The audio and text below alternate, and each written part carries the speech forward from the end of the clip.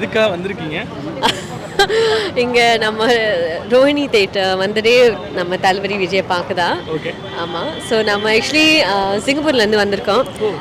சிங்கப்பூர்லேருந்து வந்திருக்கோம். நம்ம actually flight பிடிச்சி ரொம்ப ரொம்ப நேரமாக கஷ்டப்பட்டு தளபதியை பார்க்குறதுக்காகவே நம்ம வந்திருக்கோம் இங்கே. ஸோ ரொம்ப கஷ்டமாக இருக்குது. படம் கொஞ்சம் டிலே ஆகும்னு அவங்க சொல்லியிருக்காங்க. ஸோ கொஞ்சம் கஷ்டமாக தான் இருக்குது. பட் நம்பிக்கை இருக்குது ரிலீஸ் ஆகணுமோன்னு. ஒரு மேபி ஒரு 3 நாளில் ரிலீஸ் ஆச்சுன்னா நல்லது. அது வரைக்கும் தான் நம்ம இங்கே இருக்கோம். Okay okay. இப்போ அங்கேருந்து இவ்வளோ தூரம் வந்திருக்கீங்களே, அப்படி உங்கள் விஜய் மேலே எப்படி அது என்னன்னா, நம்ம ஊரில் சிங்கப்பூரில் ரொம்ப டைட்டான ரெஸ்ட்ரிக்ஷன்ஸ் இருக்குல்ல. ஸோ நம்ம ஃபர்ஸ்ட் டே ஃபர்ஸ்ட் ஷோ அவ்வளோ ஆர்ப்பாட்டமாலாம் நம்ம இந்த அளவுக்கு நம்ம பண்ண மாட்டோம்.